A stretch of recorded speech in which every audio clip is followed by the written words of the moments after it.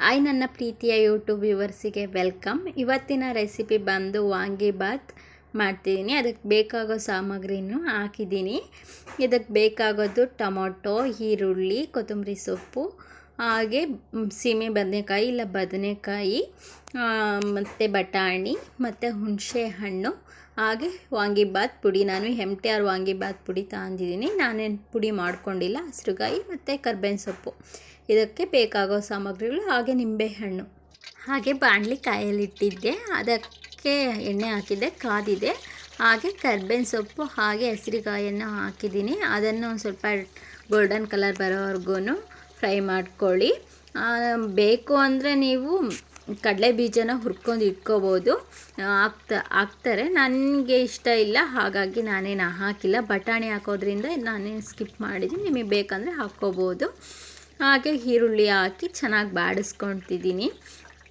ಎಲ್ಲ ಚೆನ್ನಾಗಿ ಸಾಫ್ಟ್ ಆಗಲಿ, ಯಾಕೆಂದರೆ ಎಲ್ಲ ಹಸಿ ಹಾಕಿರೋದ್ರಿಂದ ಅದು ಹಾಗೆ ಒಂದು ಸ್ವಲ್ಪ ಬೇಯಲಿಲ್ಲ ಅಂದರೆ ದಪ್ಪ ದಪ್ಪ ಸಿಗುತ್ತೆ. ಹಾಗಾಗಿ ಚೆನ್ನಾಗಿ ಬಾಡಿಸ್ಕೊಳ್ಳಿ. ಅದಾದಮೇಲೆ ನಾನು ಟೊಮೊಟೊ ಹಾಗೂ ಮತ್ತು ಕೊತ್ತಂಬರಿ ಸೊಪ್ಪನ್ನು ಹಾಕಿ ಚೆನ್ನಾಗಿ ಬಾಡಿಸ್ಕೊಂಡಿದ್ದೀನಿ. ಇದಕ್ಕೆ ಮೇನು ಎಣ್ಣೆಯಲ್ಲೇ ಒಂದು ಸ್ವಲ್ಪ ಬಾಡಿಸ್ಕೊಳ್ಳಿ. ಚೆನ್ನಾಗಿ ಬಾಡಿಸ್ಕೊಂಡಷ್ಟು ರುಚಿ ಬರ್ತದೆ. ಇದು ಬದನೆಕಾಯಿ ಒಂದು ಸ್ವಲ್ಪ ದಪ್ಪ ಗಟ್ಟಿ ಇರುತ್ತಲ್ವ, ಹಾಗಾಗಿ ಅದು ಸಾಫ್ಟ್ ಆಗೋವರೆಗೂ ಒಂದು ಸ್ವಲ್ಪ ಬೇಯಿಸ್ಕೊಳ್ಳಿ.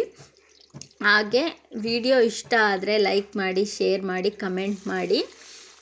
ನಾನು ಇವಾಗ ಟೊಮೊಟೊ ಹಾಕಿಬಿಟ್ಟು ಕೊತ್ತಂಬರಿ ಸೊಪ್ಪು ಹಾಕಿ ಅದನ್ನು ಸಾಫ್ಟ್ ಆಗೋವರೆಗೂ ಹುರ್ಕೊಳ್ತಿದ್ದೀನಿ. ಹಾಗೆ ಸೀಮೆ ಬದನೆಕಾಯನ್ನು ಹಾಕಿದ್ದೀನಿ. ಅದಕ್ಕೆ ರುಚಿಗೆ ತಕ್ಕಷ್ಟು ಉಪ್ಪು ಹಾಕಿದ್ದೀನಿ. ಅದನ್ನು ಚೆನ್ನಾಗಿ ಬಾಡಿಸ್ಕೊತಿದ್ದೀನಿ. ನೋಡಿ, ಸೀಮೆ ಬದನೆಕಾಯಿನೂ ಹಾಕಿದ್ದೀನಿ. ಇದು ನಾಟಿ ಬದನೆಕಾಯಿ. ಸೀಮೆ ಬದನೆಕಾಯಿ ಇರಲಿಲ್ಲ ನನ್ನ ಹತ್ರ, ಹಾಗಾಗಿ ನಾಟಿ ಬದನೆಕಾಯಿ ಹಾಕಿರೋದು. ವೈಟ್ ಬದನೆಕಾಯಿ, ಉದ್ದ ಬದನೆಕಾಯಿ ಎಲ್ಲ ಹಾಕ್ತಾರೆ. ಹಾಗೆ ಬಟಾಣಿನೂ ಹಾಕಿದ್ದೀನಿ. ಇದಕ್ಕೆ ರುಚಿಗೆ ತಕ್ಕಷ್ಟು ಉಪ್ಪು ಹಾಕಿಬಿಟ್ಟು ಸ್ವಲ್ಪ ಒಂದು 1/4 ಸ್ಪೂನಷ್ಟು ಖಾರದ ಪುಡಿ ಹಾಕಿದ್ದೀನಿ. ನಿಮಗೆ ಬೇಕನ್ಸಿರೆ ಹಾಕಿ. ಖಾರ ನಾವು ತಿಂತೀವಿ ಅಂದರೆ, ತಿನ್ನಲ್ಲ ನಾವು ಅಂದರೆ ಬೇಡ.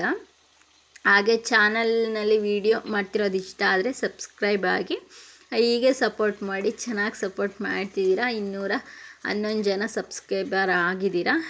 ಚೆನ್ನಾಗಿ ಆಗಿ ಹೀಗೆ ಸಪೋರ್ಟ್ ಮಾಡಿ. ವಿಡಿಯೋದಲ್ಲಿ ಏನಾದರೂ ತಪ್ಪಾಗಿದ್ದರೆ ಹೇಳಿ. ಹಾಗೆ ನಾನು ವಿಡಿಯೋ ಮಾಡಬೇಕಾದ್ರೆ ಸ್ಟ್ಯಾಂಡ್ ಇಟ್ಕೊಳಕ್ಕಾಗ್ತಿಲ್ಲ, ಅಲ್ಲಿ ಜಾಗ ಇಲ್ದಿದ್ದ ಕಾರಣ. ಚಿಕ್ಕ ಅಡುಗೆ ಮನೆ ಆಗಿರೋದ್ರಿಂದ ಸ್ವಲ್ಪ ಕಷ್ಟ ಆಗ್ತಿದೆ. ಮುಂದೆ ಹೋಗ್ತಾ ಸರಿ ಮಾಡ್ಕೊಳ್ತೀನಿ. ಹಾಗೆ ಚೆನ್ನಾಗಿ ಬಾಡಿಸ್ಕೊಳ್ಳಿ. ಇವಾಗ ಚೆನ್ನಾಗಿ ಬಾಡಿಸ್ಕೊಂಡಷ್ಟು ರುಚಿ ಬರ್ತೈತೆ. ನಾನು ಇವಾಗ ಒಂದು ಸ್ವಲ್ಪ ಖಾರದ ಪುಡಿ ಹಾಕ್ಕೊಂಡಿದ್ದೀನಿ. ಇದನ್ನು ಚೆನ್ನಾಗಿ ಬಾಡಿಸ್ಕೊಳ್ಳಿ, ಎಣ್ಣೆಲೆ ಚೆನ್ನಾಗಿ ಬಾಡಿಸ್ಕೊಳ್ಳಿ. ಹಾಗೆ 1 ಅವರ್ ಮುಚ್ಚಿಡಿ. ನಾನು ಮುಚ್ಚಿಟ್ಟಿಲ್ಲ, ಮುಚ್ಚಿಟ್ರೆ ಬೇಗನೆ ಬಾಡುತ್ತೆ.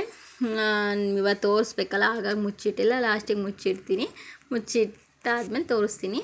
ಹಾಗೆ ಇದೆಲ್ಲ ಆದಮೇಲೆ ನಾನು ವಾಂಗಿಬಾತ್ ಪುಡಿ ತಗೊಂಡಿದ್ದೆ ಅನ್ನಲ್ವಾ, ಅದನ್ನು ನಾನು 3 ಸ್ಪೂನ್ ಹಾಕ್ಕೊತಿದ್ದೀನಿ. ಅದನ್ನು 3 ಸ್ಪೂನ್ ಹಾಕ್ಕೊಂಡು ಚೆನ್ನಾಗಿ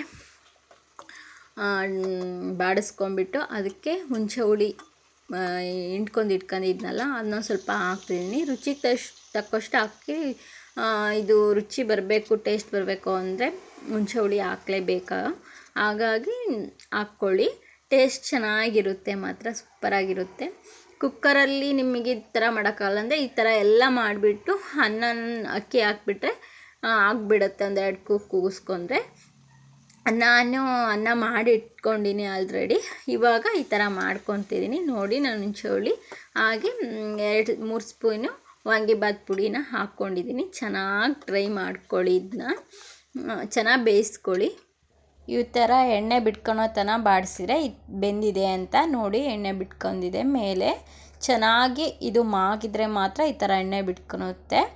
ಆಮೇಲೆ ಇದೆಲ್ಲ ಮಾಗಿರುತ್ತಲ್ವ, ಚೆನ್ನಾಗಿ ಬೆಂದಿರುತ್ತೆ. ಇದಾದಮೇಲೆ ಅನ್ನ ನಾನು ಮಾಡಿಟ್ಕೊಂಡಿದ್ದೆ ಅನ್ನಲ್ಲ, ಅದನ್ನ ಹಾಕ್ಬಿಟ್ಟು ಕಲಿಸ್ತಿದ್ದೀನಿ. ಕಲಿಸ್ಬಿಟ್ಟು ಅದ್ರ ಮೇಲೆ ಒಂದು ಸ್ವಲ್ಪ ನಿಂಬೆ ಹುಳಿನ ಹಿಂಡಿಬಿಟ್ರೆ ವಾಂಗಿಬಾತ್ ರೆಡಿಯಾಗುತ್ತೆ. ವಾಂಗಿಬಾತ್ ಮಾಡೋದೆಲ್ಲ ಈಸಿ. ಬೆಳಗ್ಗೆ ಬೇಗನೆ ಆಗಿಬಿಡುತ್ತೆ. ಬೆಳಗ್ಗೆ ಬೇಗನೆ ಆಗಬೇಕಂದ್ರೆ ಈ ಥರ ಮಾಡಿ. ರುಚಿ ಮಾತ್ರ ಸಖತ್ತಾಗಿರುತ್ತೆ. ಎಲ್ಲರಿಗೂ ಇಷ್ಟ ಆಗುತ್ತೆ. ನಿಮಗೂ ಇಷ್ಟ ಆಗುತ್ತೆ ಅಂದ್ಕೊಂಡಿದ್ದೀನಿ.